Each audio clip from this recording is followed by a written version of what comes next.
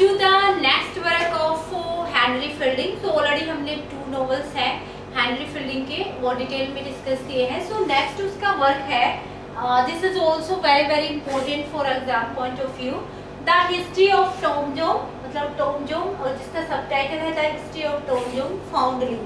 फाउंडलिंग होता है मतलब जो ऑर्फन होते हैं बच्चे, उनके लिए यूज होता है फाउंडलिंग। And this is a novel which was publish 1749 में ये पब्लिश हुआ था। एंड ये 18 बुक्स में लिखा गया है और ये एक पिकासिक नॉवल है। पिकासिक नॉवल क्या होता है? जो novel that is based on the life of adventure, मतलब जो मेन प्रोटैगनिस्ट होता है he make a journey from place to place. And generally जो फर्स्ट पर्सन नरेटर होता है उसके लिए who belongs to the lower class families, ठीक है। तो पिकासिक नॉवल में जर्नी दिखाई जाती है। सो इसमें मेन जो इसके कैरेक्टर है, सबसे पहले उनको देख लेते हैं।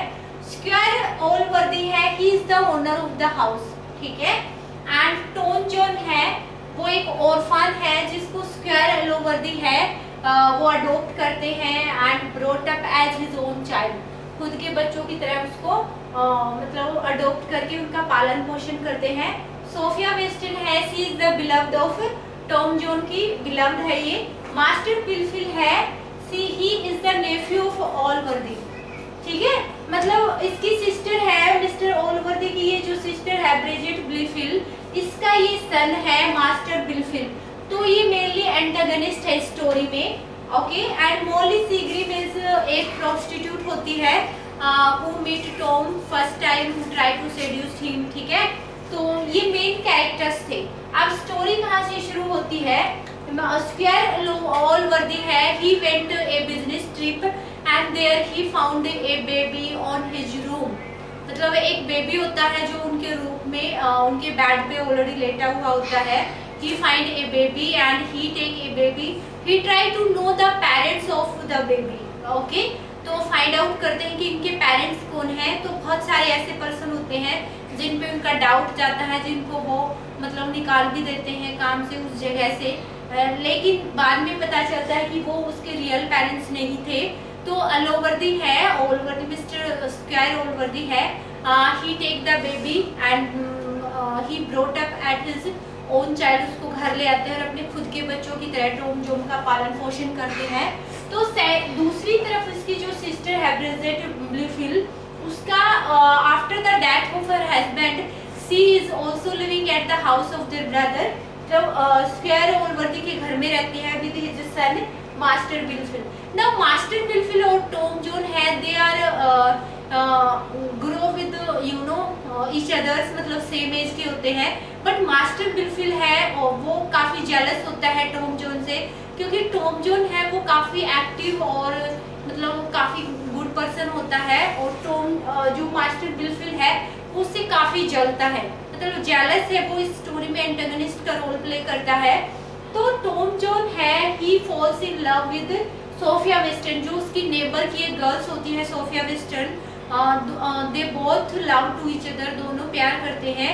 And they are also ready for marriage. But उनके पेरेंट्स को जब पता चलता है कि टॉम जो में एक ऑर्फनेज है, मतलब उसको कहीं से उसके रियल पेरेंट्स का नहीं पता कि कौन है, ठीक है। तो उनके पेरेंट्स हैं, सोफिया के जो पेरेंट्स हैं वो उनको इनकार कर देते हैं, रिजेक्ट कर देते हैं शादी के लिए।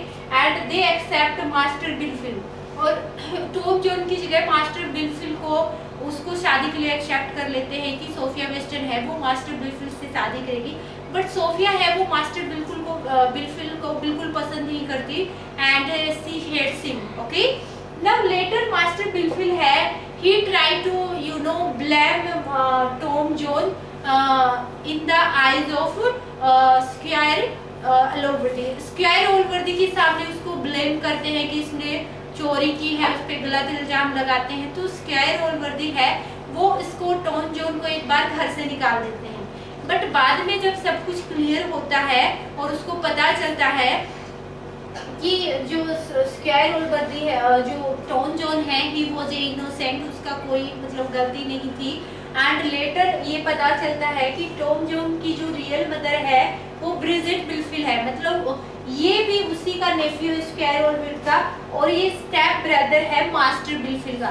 क्योंकि ये जो ब्रिजिट बिलफिल है इसका शादी से पहले किसी और के साथ अफेयर रहा है, तो उसी का सन था टॉम जॉन। ओके, तो लेटर जब स्क्वायर ओलवर्दी को ये पता चलता है कि ये इसी का नेफ्यू है, तो उसको ले आते हैं घर में और उसकी पूरी प्रॉपर्टी है वो बजाय मास्टर बिलफिल के उसके टॉम जॉन के नाम कर देते हैं। और लास्ट में सोफिया के पेरेंट्स को जब पता चलता है कि ये भी उसी का नेफ्यू है, तो सोफिया और टॉम की शादी करवा देते हैं दोनों की। ठीक है, तो ये नॉवल की स्टोरी है। अब सबसे पहले इसका नॉवल का पब्लिकेशन, ये पिकार्सन नॉवल है जो 18 बुक में लिखा गया है, और कैरेक्टर सारे इंपॉर्टेंट है, one by one all character are important और स्टोरी भी इम्पोर्टेंट है। So that's all.